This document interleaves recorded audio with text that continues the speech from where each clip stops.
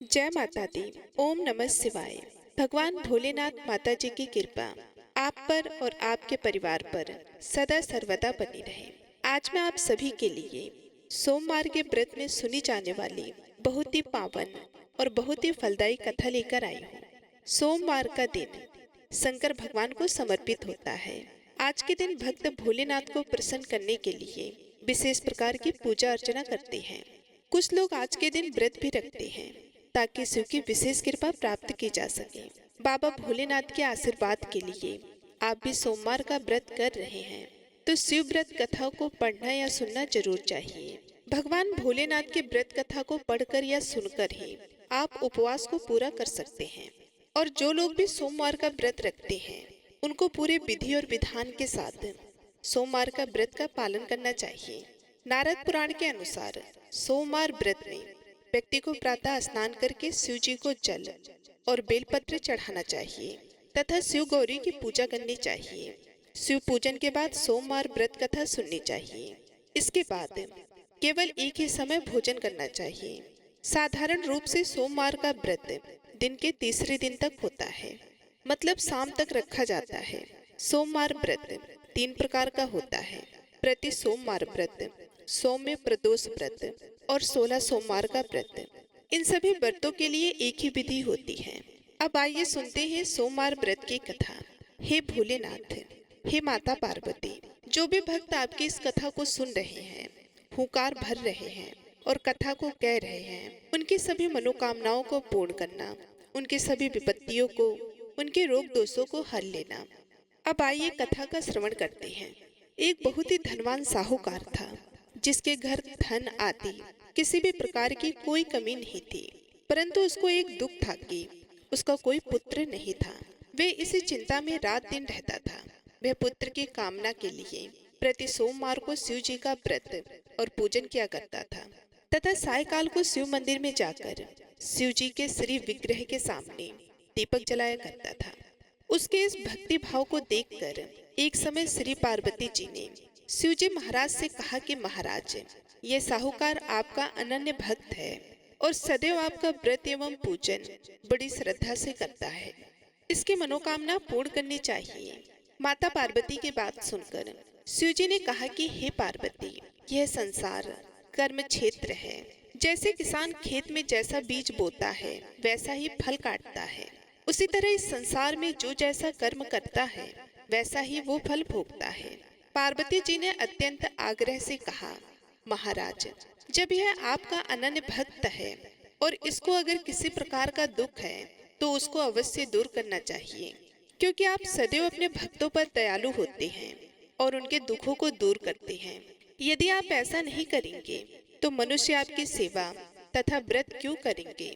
प्रिय भक्तों, पार्वती जी का ऐसा आग्रह देख शिव जी महाराज कहने लगे कि हे पार्वती, इसके कोई पुत्र नहीं है। इसी चिंता में यह अति दुखी रहता है। इसके भाग्य में पुत्र न होने पर भी मैं इसको पुत्र की प्राप्ति का वर देता हूँ, परंतु यह पुत्र केवल 12 वर्ष तक जीवित रहेगा। इसके पश्चात वह मृत्यु को प्राप्त हो जाएगा। इससे अधिक मैं और कुछ इसके लिए नहीं कर सकता। यह सब बातें साहूकार सुन रहा था। इससे उसको ना तो कुछ प्रसन्नता हुई और ना ही कुछ दुख हुआ।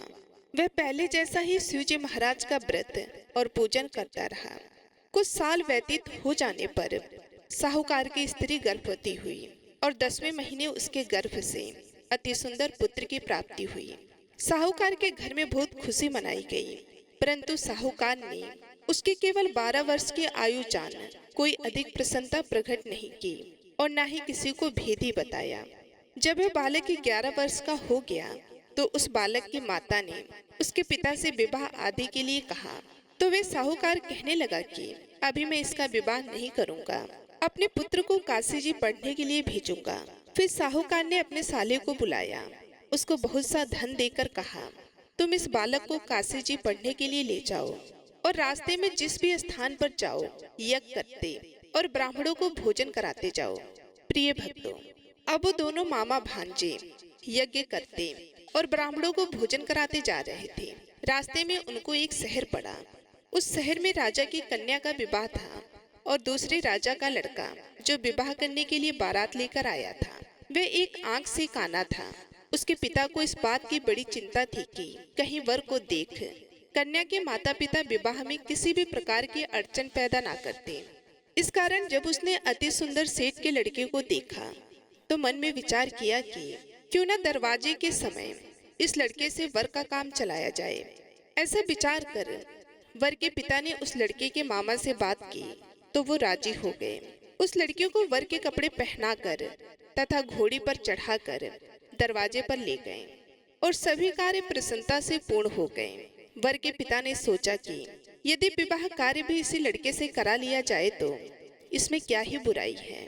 ऐसा विचार करके लड़के और उसके मामा से कहा, यदि आप फेरो और कन्यादान के काम को भी करा दे तो आपकी बहुत बड़ी कृपा होगी। मैं इसके बदले में आपको बहुत कुछ धन दूंगा। तो उन्होंने उसको भी स्वीकार कर लिया और विवाह कार्य भी बहुत अच्छी तरह से संपन्न हो गया। जिस समय लड़का जाने लगा तो उसने राजकुमारी की चुंदड़ी के पल्ले पर लिख दिया कि तेरा विवाह मेरे साथ हुआ है, परंतु जिस राजकुमार के साथ तुमको भेजेंगे वह एक आंख से काना है और मैं काशी जी पढ़ने जा रहा हूँ। लड़के के जाने के पश्चात उस राजकुमारी ने जब अपनी चुंदड़ी पर ऐसा लिखा हुआ पाया तो उसने राजकुमार के साथ जाने से मना कर दिया और कहा कि यह मेरा पति नहीं है, मेरा विवाह इसके साथ नहीं हुआ है, वह तो काशी जी पढ़ने गया है। राजकुमारी के माता पिता ने अपनी कन्या को विदा नहीं किया और बारात वापस चली गई। उधर सेठ का लड़का और उसका मामा काशी जी पहुंच गए। वहां जाकर उन्होंने यज्ञ करना और लड़के ने पढ़ना शुरू कर दिया। जब लड़के की आयु 12 साल की हो गई, उस दिन उन्होंने यज्ञ रखा था कि लड़के ने अपने मामा से कहा, मामा जी आज मेरी तबीयत कुछ ठीक नहीं है। मामा ने कहा, अंदर जाकर सो जाओ। लड़का अंदर जाकर सो गया और थोड़ी देर में उसके प्राण निकल गए। उसके मामा ने आकर देखा कि वह मुर्दा पड़ा है। यह देख उसको बड़ा दुख हुआ और उसने सोचा कि यदि मैं अभी रोना पीटना मचा दूंगा तो यज्ञ का कार्य अधूरा रह जाएगा। अंततः उसने जल्दी से यज्ञ का कार्य समाप्त कर ब्राह्मणों के जाने के बाद रोना पीटना आरंभ कर दिया। संयोगवश उसी समय शिव जी और माता पार्वती जी उधर से जा रहे थे। जब उन्होंने जोर जोर से रोने की आवाज सुनी तो पार्वती जी कहने लगी कि महाराज कोई दुखिया रो रहा है, इसके कष्ट को दूर कीजिए। जब भगवान भोलेनाथ और पार्वती जी ने पास जाकर देखा तो वहां पर एक लड़का मुर्दा पड़ा था। पार्वती जी कहने लगी कि महाराज यह तो उसी सेठ का लड़का है जो आपके वरदान से हुआ था। शिव जी कहने लगी कि हे पार्वती इसकी आयु इतनी ही थी सो भोग चुका। तब पार्वती जी ने कहा कि महाराज इस बालक को और आयु दो, नहीं तो इसके माता पिता तड़प तड़प कर मर जाएंगे। पार्वती जी के बार बार आग्रह करने पर शिव जी ने उसको जीवन वरदान दिया और शिव जी महाराज की कृपा से लड़का जीवित हो गया। शिव पार्वती कैलाश पर्वत पर चले गए। तब वह लड़का और मामा उसी प्रकार यज्ञ करते तथा ब्राह्मणों को भोजन कराते अपने घर की ओर चल पड़े। रास्ते में उसी शहर आए जहाँ उसका विवाह हुआ था। वहां पर आकर उन्होंने यज्ञ प्रारंभ कर दिया तो उस लड़के के ससुर ने उसको पहचान लिया और अपने महल में ले जाकर उसकी बड़ी खातिर की। साथ ही बहुत दास दासियों सहित आदर पूर्वक लड़की और जमाई को विदा किया। जब वह अपने शहर के निकट आए तो मामा ने कहा कि मैं पहले तुम्हारे घर जाकर खबर कर कर आता हूँ। जब उस लड़के का मामा घर पहुंचा तो लड़के के माता पिता घर की छत पर बैठे थे और यह प्रण कर रखा था कि यदि हमारा पुत्र सकुशल लौट आया तो हम राजी खुशी से नीचे आ जाएंगे, नहीं तो छत से गिरकर अपने प्राण खो देंगे। इतने में उस लड़की के मामा ने आकर यह समाचार दिया कि आपका पुत्र आ गया है, पर उनको विश्वास नहीं हुआ। तब उसके मामा ने शपथ पूर्वक कहा कि आपका पुत्र अपनी स्त्री के साथ बहुत सारा धन साथ लेकर आया है। तो सेठ जी ने आनंद पूर्वक उसका स्वागत किया और बड़ी खुशी के साथ रहने लगे। इस प्रकार से जो कोई भी सोमवार के व्रत को धारण करता है अथवा इस कथा को पढ़ता या सुनता है उसकी समस्त मनोकामनाएं पूर्ण होती हैं। तो एक बार प्रेम से बोलिए, भगवान भोलेनाथ की जय, माता पार्वती की जय। अब आइए सुनते हैं सौम्य प्रदोष व्रत की कथा। पूर्व काल में एक ब्राह्मणी अपने पति की मृत्यु के पश्चात निराश्रित होकर भिक्षा मांगने लग गई। वे प्रातः होते ही अपने पुत्र को साथ लेकर बाहर निकल जाती और संध्या होने पर घर वापस लौटती। एक समय उसको विंध्यर्व देश का राजकुमार मिला, जिसके पिता को शत्रुओं ने मारकर राज्य से बाहर निकाल दिया था। इस कारण वह मारा मारा फिरता था। ब्राह्मणी उसे अपने घर ले गई और उसका पालन पोषण करने लगी। एक दिन उन दोनों बालकों ने वन में खेलते खेलते गंधर्व कन्याओं को देखा। ब्राह्मण का बालक तो अपने घर आ गया, परंतु राजकुमार साथ नहीं आया, क्योंकि वह अंशुमति नाम की गंधर्व कन्या से बातें करने लगा था। दूसरे दिन वह फिर अपने घर से आया। वहां पर अंशुमति अपने माता पिता के साथ बैठी थी। उधर ब्राह्मणी ऋषियों की आज्ञा से प्रदोष का व्रत करती थी। कुछ दिन पश्चात अंशुमति के माता पिता ने राजकुमार से कहा कि तुम विंध्यर्व देश के राजकुमार धर्मगुप्त हो। हम श्री शंकर जी की आज्ञा से अपनी पुत्री अंशुमति का विवाह तुम्हारे साथ कर देते हैं। राजकुमार का विवाह अंशुमति के साथ हो गया। बाद में राजकुमार ने गंधर्वराज की सेना की सहायता से विंध्यर्व देश पर अधिकार कर लिया और ब्राह्मण के पुत्र को अपना मंत्री बना लिया। यथार्थ में यह सब उस ब्राह्मणी के प्रदोष व्रत करने का फल था। बस उसी समय से यह व्रत संसार में प्रतिष्ठित हुआ। तो एक बार प्रेम से बोलिए, भगवान भोलेनाथ की जय, माता पार्वती की जय। आज मैं आपको सुना रही कि शिव पार्वती कथा। इस कथा में भगवान भोलेनाथ कहते हैं कि इन 3 जगहों पर दान कभी भी मत करना, वरना धन भी जाएगा और धर्म भी। तो प्रिय भक्तगणों, आज के ये शिव पार्वती संवाद कथा अगर आपने श्रद्धा पूर्वक ध्यान लगाकर सुन लिया तो आपका धन कभी भी व्यर्थ नहीं जाएगा। तो प्रिय भक्तगणों, वह कौन सी वस्तु है जिसको दान देने से धन देने वाला व्यक्ति कंगाल हो जाता है? यदि आप इस कथा को सुन रहे हैं तो पूरा सुनिए। कथा को आधा अधूरा छोड़ने की गलती ना करें। भगवान शिव और माता पार्वती का अपमान होता है, जिससे व्यक्ति जाने अनजाने में पाप का भागीदार बन जाता है। इसलिए कथा को पूरा सुनिए। इससे भक्तों के धन के भंडार भर जाते हैं। माँ अन्नपूर्णा की कृपा सदा भक्तों पर बनी रहती है। माता पार्वती के मन में पृथ्वी लोक पर कुछ समय व्यतीत करने की इच्छा हुई, तो भोलेनाथ ने गिरिराज नंदिनी श्री पार्वती जी को संग लेकर हिमालय पर्वत की तलहटी में आ पहुंचे। तब इस प्रकार कुछ समय व्यतीत होने पर एक दिन माता पार्वती प्रकृति की छटा को निहारते हुए एक पर्वत के किनारे बसे एक छोटे से राज्य में जा पहुंचे, जहाँ के आसपास का दृश्य बड़ा ही मनमोहक था। अचानक माता पार्वती जी को एक बहुत बड़ा गोबर खाने वाला कीड़ा नजर आया, जो देखने में बहुत बड़ा था। वहीं उस कीड़े को खाने के लिए वहीं पास में एक नाग ने घात लगाया था। वह नाग जैसे ही उस कीड़े पर प्रहार करने वाला होता है, तभी उसी समय वह कीड़ा एक मनुष्य के रूप में बदल जाता है। उन्होंने देखा कि कीड़ा एक दिव्य राजा के रूप में परिवर्तित हो गया। यह सब देखकर माता पार्वती बड़ी ही हैरान थी। राजा तो वहां से चला गया और माता पार्वती वहां से वापस महादेव जी के पास आ गई। शिव जी के पूछने पर कि वे कहाँ चली गई थी, तब माता पार्वती कहती हैं कि स्वामी, आज मैंने जंगल में एक बड़ी ही विचित्र घटना देखी, जिसे देखकर मैं बहुत ही आश्चर्यचकित हूँ। भगवान शिव ने पूछा, देवी, तुमने ऐसा क्या देख लिया जिससे तुम इतनी विचित्र बता रही हो? तब माता पार्वती कहती हैं कि हे स्वामी, आज जब मैं प्रकृति की छटा को देखने के लिए जंगल में गई थी, तो मैंने एक जगह पर एक बड़े ही विशाल शरीर वाले एक कीड़े को देखा और उसी स्थान पर एक सर्प उस कीड़े का शिकार करने ही वाला था। वैसे ही वह कीड़ा एक राजा के रूप में बदल गया। यह बात मेरे समझ में नहीं आई कि अगर वह कीड़ा था तो राजा कैसे बन गया? अगर वह कोई राजा था तो फिर वह कीड़ा क्यों बना? माता पार्वती जी की बात सुनकर भगवान शिव मंद मंद मुस्कुराने लगे। उन्होंने कहा कि हे देवी, आज जंगल में तुमने राजा धर्मदेव को देख लिया है, जो इसी देश का राजा है। भगवान शिव की बात सुनकर माता पार्वती जी अचंभे में पड़ जाती हैं और शिव जी से कहती हैं कि हे स्वामी, राजा धर्मदेव ने ऐसा कौन सा पाप कर दिया था जिसके कारण उसे कीड़ा बनना पड़ा? मैंने तो सुना है इस राज्य के महाराजा तो बड़े ही धर्मात्मा हैं। बिना दान पुण्य किए तो वे भोजन भी नहीं करते। फिर उससे ऐसा कौन सा पाप हो गया? तब भगवान शिव कहते हैं कि हे देवी, राजा धर्मदेव का यही स्वभाव तो उसके लिए मुसीबत बन गया। उसने कुछ ऐसा दान कर दिया जिसके कारण राजा धर्मदेव को कीड़े की योनि में जन्म लेना पड़ा। तब माता पार्वती कहती हैं, हे प्रभु, हे भगवान, मेरी समझ में कुछ नहीं आया। मुझे विस्तार से समझाइए कि राजा धर्मदेव के साथ ऐसा कैसे हो गया। तब भगवान शिव कहते हैं कि हे देवी, इस कथा को बड़े ही प्रसन्नचित मन से पूरा ध्यान लगाकर अंत तक सुनिए। कथा के बीच में कृपया आप सो मत जाइएगा, क्योंकि मैं देखता हूँ कि जब भी मैं आपको कोई कथा और कहानी सुनाता हूँ तो आपको निद्रा आने लगती है।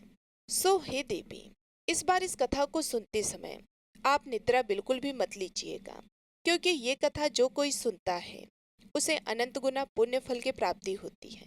इसलिए प्रत्येक मनुष्य को इस कथा को बड़े ही प्रसन्नचित मन से पूरा अवश्य सुनना चाहिए। इस प्रसिद्ध राज्य में एक महादानी राजा धर्मदेव राज करते थे। राजा इतने बड़े दानी थे कि जब तक अपने द्वार पर आए हुए भूखे भिखारी और ब्राह्मणों को भोजन नहीं करा देते, तब तक स्वयं भी भोजन नहीं करते थे। यह उनका रोज का नियम था। पूरे राज्य में उनकी खूब प्रशंसा होती थी। राजा धर्मदेव के दान धर्म करने का भी एक नियमित समय था। एक निश्चित समय तक ही वे दान किया करते थे। राजा धर्मदेव सुबह के 10 बजे से लेकर दान बांटना शुरू करते थे और सूर्यास्त होने तक दान देना बंद कर देते थे। सूर्यास्त के बाद अगर कोई उनके यहाँ दान लेने के लिए आता था तो वह उसे दान नहीं देते थे, बल्कि अगले दिन आने के लिए कहते थे। राजा की ख्याति धीरे धीरे देश विदेश में फैलने लगी। अब तो हर रोज राजा धर्मदेव के द्वार पर याचकों की भीड़ लगी रहती थी। वे प्रत्येक दिन हर याचक को दोनों हाथों की अंजलि में जितना स्वर्ण मुद्राएं आती थी उतना धन दिया करते थे। सभी याचक राजा की जय जयकार करते हुए चले जाते थे। इसी प्रकार से राजा के बड़े अच्छे से दिन निकल रहे थे। एक दिन क्या हुआ कि इसी राज्य का एक ब्राह्मण परिवार, इसी जंगलों के पास ब्राह्मण बड़ा ही तपस्वी था। उसे अपनी मेहनत से जो कुछ भी मिलता उसी को खाकर अपना समय काट लेता था। एक दिन क्या हुआ कि ब्राह्मण की पत्नी ने अपने पड़ोस में किसी के मुख से सुना कि हमारे राजा बड़े ही दानी राजा हैं। जो भी उनके द्वार पर जाता है उसे दान जरूर देते हैं। ब्राह्मणी पड़ोसन से यह बात सुनकर आई और अपने पति से आकर कहने लगी कि हे स्वामी, हमारे राजा बड़े ही दानी हैं। उनके द्वार से आज तक कोई निराश लौटकर नहीं गया। आप भी महाराज के दरबार में चले जाइए। महाराज से दान स्वरूप हमें कुछ मिल जाएगा तो हमारा समय भी आराम से कट जाएगा। ब्राह्मण बोले, देखो प्रिय, मेरी जिंदगी का आधा समय तो बीत गया और आधा समय शेष बचा है। वह भी जैसे तैसे काट लूंगा, पर मैं किसी के द्वार पर हाथ फैलाने नहीं जाऊंगा। ब्राह्मणी बोली, महाराज, आप कैसी बात करते हो? जब आपका राजा दान दे रहा है तो प्रजा को दान लेने में कोई बुराई नहीं होनी चाहिए।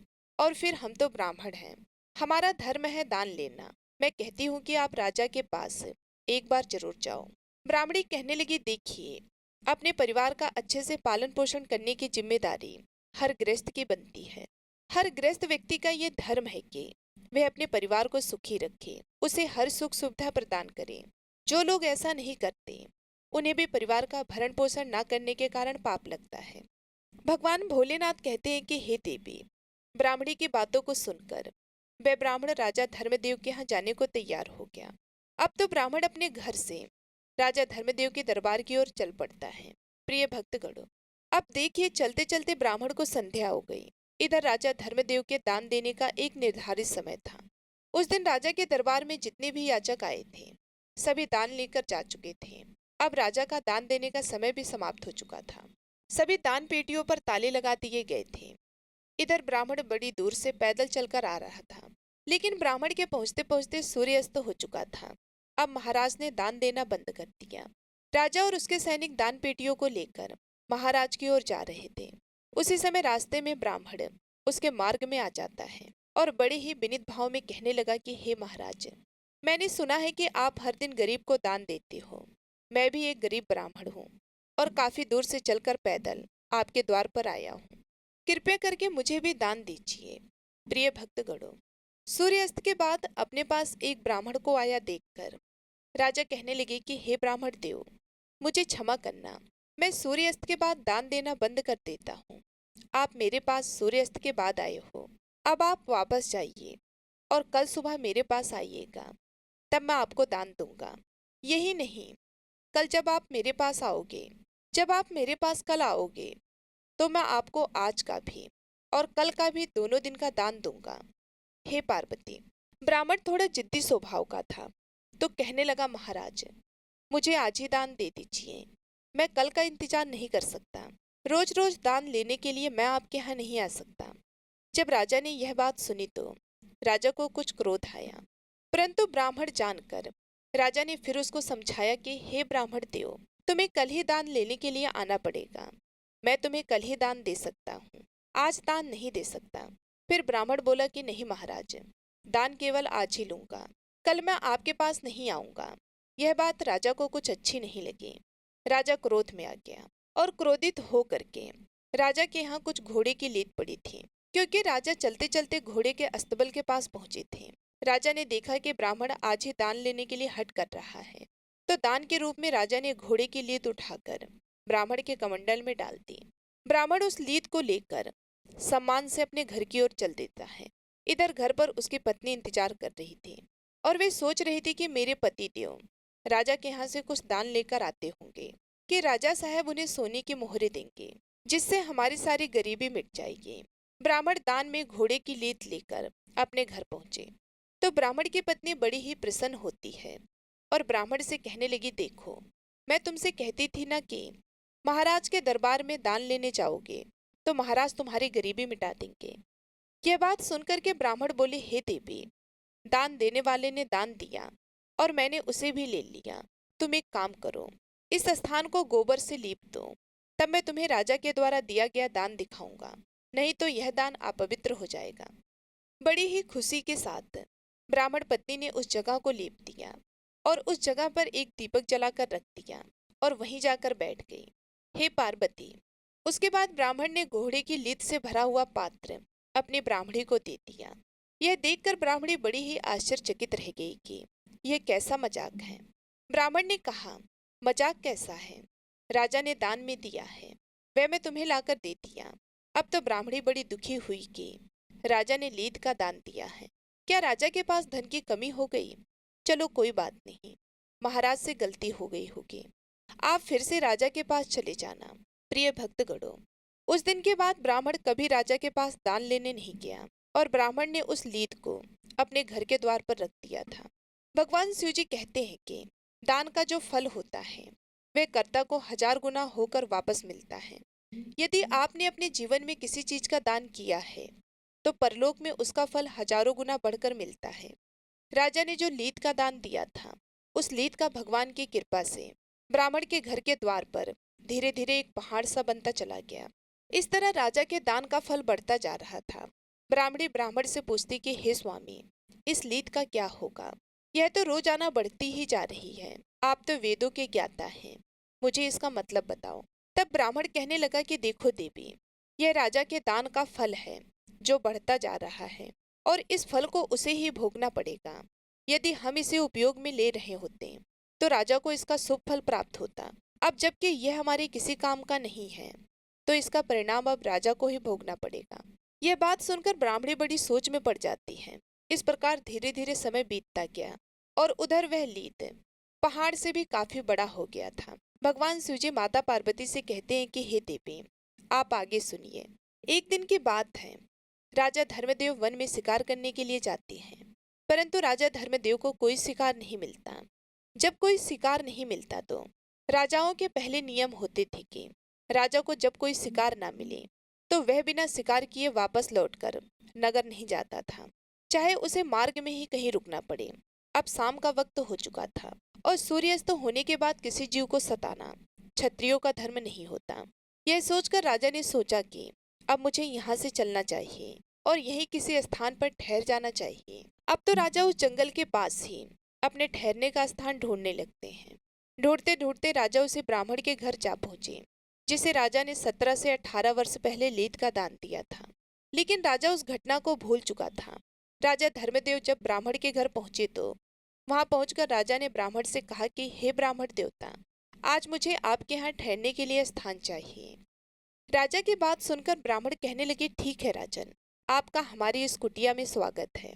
प्रिय भक्तगणों, उस समय राजा धर्मदेव ब्राह्मण की कुटिया पर विश्राम करते हैं। जो भी ब्राह्मण के घर में रूखा सूखा भोजन था, उससे ब्राह्मण ने राजा का अतिथि सत्कार किया। भोजन करने के बाद राजा की रात वहीं बीती। और इधर जब सवेरा हुआ तो राजा की नजर ब्राह्मण की कुटिया के बाहर उस लीद के ढेर पर पड़ती है जो अब तक पहाड़ जो अब तक पहाड़ के रूप में बन गया था। उस लीद के पहाड़ को देखकर राजा ब्राह्मण से पूछने लगे कि हे ब्राह्मण देव, क्या वास्तव में आपके पास इतने सारे घोड़े हैं जो इतना बड़ा लीद का ढेर लगा हुआ है?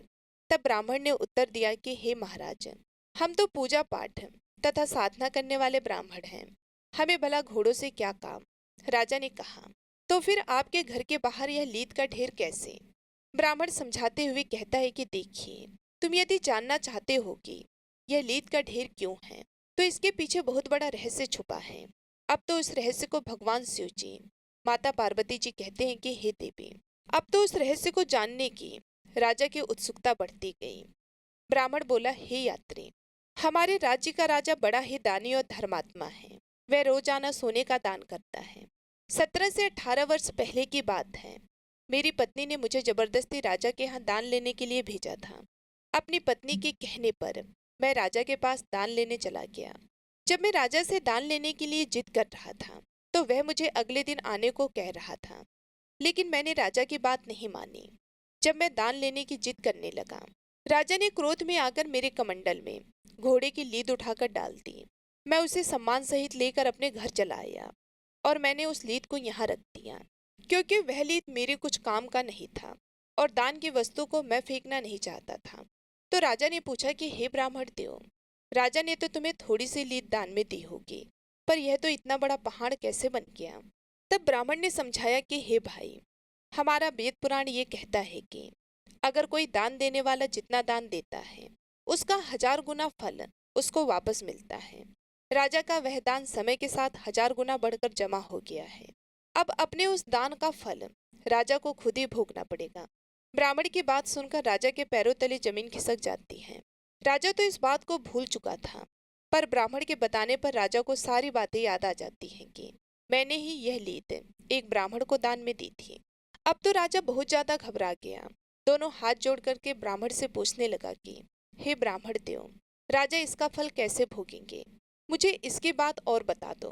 ब्राह्मण बोला कि देखो भाई, यह लीद का ढेर अब राजा को खाना पड़ेगा। जब तक वह इसे खा नहीं लेता तब तक यह बढ़ता ही रहेगा। ब्राह्मण की बात सुनकर राजा घबरा गया और उसने सारी बात ब्राह्मण को बता दी कि मैं ही इस राज का राजा हूँ और मैंने ही आपको लीद का दान दिया था। आप मुझे क्षमा करें और मुझे इसका उपाय जरूर बता दें कि मेरा उद्धार कैसे होगा। ब्राह्मण कहने लगा कि हे महाराज, मैं आपको पहचान गया था। यदि तुम ही राजा हो तो इसका परिणाम तो तुम्हें भोगना ही पड़ेगा, क्योंकि दान देने वाला यदि किसी ऐसी वस्तु का दान देता है जो वस्तु अनुपयोगी है, वह दान पाने वाले के किसी काम की नहीं है, तो उस वस्तु का फल भी उसे ही भोगना पड़ता है। ब्राह्मण कहने लगा, राजन, आपको अपने किए का फल तो भोगना ही पड़ेगा। यदि तुम इस लीद को खाने से बचना चाहते हो तो एक दूसरा उपाय मैं तुम्हें बताता हूँ। यदि तुम उस उपाय को कर लेते हो तो उस उपाय से तुम्हारे बहुत सारे हिस्सेदार हो जाएंगे। यदि तुम वह उपाय नहीं करोगे तो तुम्हें अकेले ही सारी लीद खानी पड़ेगी। ब्राह्मण कहता है कि हे राजन, यदि आप अपनी स्वयं की निंदा कराओगे, जितनी इस राज में तुम्हारी निंदा होगी उतनी ही लीद घटकर कम हो जाएगी। राजा बोला, हे ब्राह्मण, मेरी निंदा भला कौन करेगा? लोग तो मेरी प्रशंसा करते हैं। तब ब्राह्मण ने कहा कि तुम एक काम करो, तुम्हारे जो कुल पुरोहित है, तुम उनकी कन्या का हाथ पकड़कर जबरदस्ती अपने घर ले आना और उसके मांगने पर भी उस कन्या को मत लौटाना। इस प्रकार से तुम्हारी राज में निंदा होनी शुरू हो जाएगी। लेकिन उस कन्या के प्रति तुम्हारी नजर गंदी नहीं होनी चाहिए। तुम उस कन्या को बेटी के रूप में लेकर आना, लेकिन यह बात तुम किसी को मत बताना कि तुम उसे बेटी बनाकर लाए हो। कन्या को ले जाकर तुम उसे रानी के पास छोड़ देना। उसे कह देना कि वह उस कन्या को बेटी की तरह पाले। प्रजा के लोग समझेंगे कि तुमने बहुत बड़ी निंदा का काम किया है, तो पूरे राज्य में तुम्हारी निंदा होनी शुरू हो जाएगी और यह लीद का ढेर घटकर कम हो जाएगा। राजा को यह उपाय समझ में आ गया था। अब तो राजा अपने राज को लौटा और राज्य में आकर वह सीधा अपने कुल पुरोहित के घर पहुंचा। और कुल पुरोहित ने जब राजा को अपने घर पर आया देखा तो कुल पुरोहित ने पूछा कि हे राजन, क्या बात है, आज आप बड़े उदास लग रहे हो? राजा ने कहा, गुरुदेव, आप अपनी बेटी को बुलाइए, मुझे उसी से कुछ काम है। कुल पुरोहित ने सोचा, शायद कुछ उपहार देना होगा, कुछ जरूरी बातें पूछनी होगी। तो उन्होंने अपनी पुत्री को आवाज लगाई। राजा उसका हाथ पकड़ा और पुरोहित को धक्का देकर उसकी बेटी को रथ में बिठाकर अपने घर ले आया। बेचारा कुल पुरोहित अपनी बेटी के लिए गिड़गिड़ा रहा था कि महाराज, यह आप क्या कर रहे हो। राजा ने एक नहीं सुनी। राजा चुपचाप उसकी कन्या को लेकर अपने महल में पहुंच जाता है और अपनी रानी के पास छोड़ देता है और कहता है कि इसे बड़े प्रेम से पुत्री की तरह रखना और यह बात किसी को तुम्हें नहीं बतानी है। रानी ने पूछा कि महाराज, आप इसे लेकर क्यों आए हैं। यह हमारे गुरु की बेटी है। तब राजा ने कहा कि हे महारानी, चुपचाप होकर आप सब कुछ देखो। जो मैं कर रहा हूँ वह अपने उद्धार के लिए कर रहा हूँ। आगे भगवान शिव माता पार्वती से कहते हैं कि हे पार्वती, राजा जब पुरोहित की बेटी को उठाकर लाया तो सभी प्रजा ने देखा था। उस समय तो किसी ने कुछ नहीं कहा। प्रिय भक्तगणों, अब तो पूरे राज्य के लोग उस राजा की निंदा करने लगे कि राजा तो बड़ा ही वह विचारी व्यक्ति है, जिसने अपने गुरु की पुत्री को पत्नी बनाकर जबरदस्ती अपने राजमहल में रख लिया है। हम तो पहले ही कहते थे कि राजा बड़ा ही नीच है, लोगों को दान देकर केवल दिखावा कर रहा है। इस प्रकार से पूरे नगर में राजा की बुराई होने लगी। सब लोग कहने लगे कि ऐसा राजा का क्या भरोसा जो अपने गुरु का ही नहीं हुआ। और इधर ब्राह्मण के द्वार पर वह लीद का ढेर कम होता जा रहा था। ज्यों ज्यों लोग राजा की निंदा कर रहे थे, वे उस लीद के ढेर से हिस्सेदार होते जा रहे थे। धीरे धीरे वह लीद का ढेर कम हो गया। राजा कुछ दिनों के बाद जब फिर से दोबारा ब्राह्मण के घर गया तो देखता है कि ब्राह्मण के घर के आगे लीद का ढेर अब इतना सा रह गया है जितना राजा ने ब्राह्मण को दान में दिया था। यह देखकर राजा बड़ा ही प्रसन्न होता है। राजा हाथ जोड़कर ब्राह्मण से बोला कि हे ब्राह्मण देव, आपने पहाड़ जैसा लीद का ढेर तो कम करवा दिया। जिन जिन लोगों ने मेरी निंदा की है उनके हिस्से में वह चली गई होगी, लेकिन अब यह थोड़ी सी शेष रह गई है। अब इसका भी कोई ना कोई उपाय बता दीजिए। ब्राह्मण ने बताया कि हे राजन, यह जो लीद रह गई है यह तुम्हारे हिस्से की है, इसे तुम्हें ही खाना पड़ेगा। तुम्हें इसे खाने के लिए कीट की योनि में जन्म लेना पड़ेगा। अब राजा बोला कि हे मुनि, ऐसा कौन सा उपाय है। ऐसा कोई उपाय जरूर होगा जिसे आप मुझे बता दें, जिससे यह लीद खत्म हो जाए और मुझे कीट की योनि में जन्म लेना ना पड़े। तब ब्राह्मण एक उपाय बताता है कि राजन, मेरा एक भाई है जो तुम्हारी इसी नगरी में रहता है। वह बड़ा ही विद्वान और ईश्वर का भक्त है। भगवान शिव में उसकी बड़ी ही भक्ति है। वो दोनों पति पत्नी बड़े ही सज्जन हैं, हर समय ईश्वर के ध्यान में लगे रहते हैं। लगता है कि उन दोनों ने तुम्हारी बुराई नहीं की होगी। यदि वे तुम्हारी बुराई निंदा करते तो यह बचा हुआ लीद का ढेर भी समाप्त हो जाएगा। ब्राह्मण की बात सुनकर राजा कहते हैं कि हे महाभाग, हे ब्राह्मण देव, मैं उससे भी अपनी निंदा करवाता हूँ। प्रिय भक्तगण, भगवान भोलेनाथ माता पार्वती से कहते हैं कि हे देवी। राजा भेष बदलकर उस ब्राह्मण के घर पहुंचते हैं तो ब्राह्मण राजा का स्वागत करता है और बैठने के लिए उसे आसन देते हैं। राजा आसन पर बैठ जाते हैं। अब राजा उस ब्राह्मण से कहने लगे कि हे ब्राह्मण देव, मैंने सुना है यहाँ का जो राजा है वह बड़ा ही अन्यायी है, बड़ा ही नीच प्रवृत्ति का है। ब्राह्मण कहने लगा, होगा, मुझे उससे क्या लेना देना। तब राजा ने कहा, हे महाराज, उसने अपने गुरु की पुत्री को बलपूर्वक अपने घर में रख लिया है। तब ब्राह्मण बोलता है, मुझे नहीं पता। अब राजा अपने ही मुख से अपनी बुराई करने लगा। कहने लगा, बताओ, अपने गुरु की पुत्री को अपने घर में रख लिया है, ये कहाँ क्या न्याय है। बड़ा ही दुष्ट राजा है। ब्राह्मण बोला, हे भाई, मुझे नहीं पता और यह सब बातें मुझे क्यों सुना रहे हो। जब राजा ने बार बार उस ब्राह्मण को आलोचना करने के लिए उकसाया, फिर भी उसने आलोचना नहीं की। तब ब्राह्मण ने अपने तपोबल से देखा कि यह तो राजा है, यह तो मुझसे निंदा करवाने के लिए आया है और मुझसे अपनी निंदा करवाकर अपने पाप में मुझे सम्मिलित करना चाहता है। तब ब्राह्मण कहने लगे कि मैं तुम्हें पहचान गया हूँ। भलाई इसी में है कि आप मेरे यहाँ से वापस लौट जाइए। मैं कभी किसी की आलोचना नहीं करता। मैं एक सच्चा शिव भक्त हूँ और माता पार्वती के बताए हुए उपदेशों का अनुसरण करता हूँ। किसी की बुराई कर मैं नरकगामी नहीं होना चाहता। मैंने आज तक जीवन में कभी कोई अनैतिक कार्य नहीं किया और अंतकाल में कुछ ऐसा करके अपना यह लोक तथा परलोक को बिगाड़ना नहीं चाहता। हे राजन, तुम्हारा पाप तुम्हें ही भोगना पड़ेगा। ब्राह्मण ने फटकार लगाकर राजा को वहां से भगा दिया। निराश होकर के राजा वहां से लौटकर अपने राज्य को चला जाता है। फिर एक दिन बाद उसी ब्राह्मण के घर जाता है। जहाँ वह लीद का ढेर लगा हुआ था। ब्राह्मण के चरणों में आकर के राजा गिर पड़ा। राजा कहता है कि हे ब्राह्मण देव, अब क्या कोई और उपाय नहीं है? तब ब्राह्मण ने कहा, नहीं हे राजन, समझ लो अब तुम्हें ही यह खाना पड़ेगा, चाहे जैसे भी खाओ। यह बात सुनकर राजा कहने लगा, हे ब्राह्मण देव, पता नहीं कब मुझे कीट का जन्म धारण करना पड़ेगा। तब तक पता नहीं मुझसे कितने पाप होते रहेंगे। क्यों ना आप मुझे कुछ समय के लिए कीट बना दो। ब्राह्मण कहने लगे, राजन, मैं तुम्हें कीट भी नहीं बना सकता, इतनी शक्ति मेरे अंदर नहीं है, और यह काम तो भगवान का है। परंतु मैं तुम्हें इतना बता सकता हूँ कि यहाँ से मरने के बाद तुम एक दिन कीट अवश्य बनोगे, और जब तुम अपने हिस्से की लीद खा लोगे, इसके पाप से मुक्त हो जाओगे, क्योंकि तुमने जीवन में कोई पाप नहीं किया है, हमेशा दान किया है। तुम्हारी दानियों में गिनती होती है। तुमने सदैव गरीबों में दान किया है, परंतु तुमसे यह भूल हो गई, और तुम्हें यह भूल भुगतनी ही पड़ेगी। कीट तो तुम्हें अवश्य ही बनना पड़ेगा, लेकिन इस लीद को खाने के बाद तुम मानव योनि को प्राप्त हो जाओगे। भगवान भोलेनाथ माता पार्वती को आगे की कथा को सुनाते हुए कहते हैं कि हे देवी, कुछ ही दिनों बाद राजा धर्मदेव की मृत्यु हो जाती है, और मृत्यु के बाद उसे गोबर खाने वाले कीड़े के रूप में जन्म मिलता है, और जिस जगह पर लीद पड़ी हुई थी वहां जा करके लीद खाने लगता है। धीरे धीरे कई वर्षों में उस लीद को वह कीट खाते खाते उसने अपने हिस्से की सारी लीद समाप्त कर दी। तभी आपकी नजर उस कीड़े पर पहुंच गई।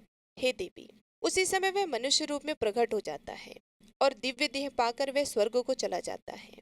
वह राजा धर्मदेव, जिसने क्रोध में एक ब्राह्मण को दान में लीद दे दी थी, जिसके कारण वह एक कीड़े की योनि में पैदा हुआ। प्रिय भक्तगणों, इस प्रकार से एक महान दानी राजा को भी अहंकार में आकर किए गए दान का फल कीड़ा बनकर चुकाना पड़ा। प्रिय दोस्तों, भगवान शिव जी कहते हैं कि जो व्यक्ति अनुपयोगी वस्तुओं का दान देता है, क्रोध के वशीभूत होकर दान देता है, अहंकार वश दान देता है, वे सदैव पाप का भागी होता है।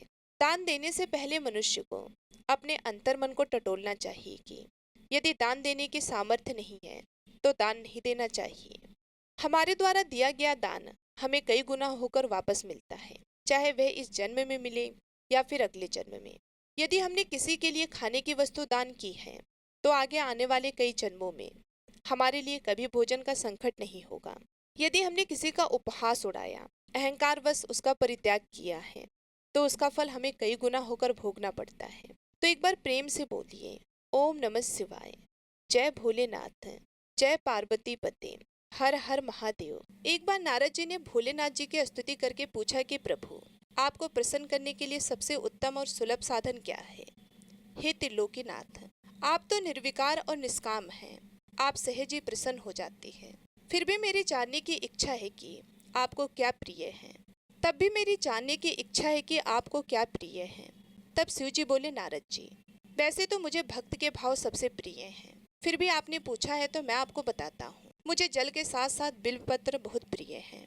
जो अखंड बिल्वपत्र मुझे श्रद्धा से अर्पित करते हैं, मैं उन्हें अपने लोक में स्थान देता हूँ। नारद जी भगवान शंकर और माता पार्वती की वंदना करके अपने लोक को चले गए। उनके जाने के पश्चात पार्वती जी ने शिव जी से पूछा कि हे प्रभु, मेरी यह जानने की बड़ी तीव्र इच्छा हो रही है कि आपको बेलपत्र इतने क्यों प्रिय हैं। कृपया करके मेरी जिज्ञासा को शांत कीजिए। तब शिव जी बोले कि हे शिवे, बिल्व के पत्ते मेरी जटा के समान हैं। उसका त्रिपत्र यानी 3 पत्ते ऋग्वेद, यजुर्वेद और सामवेद हैं।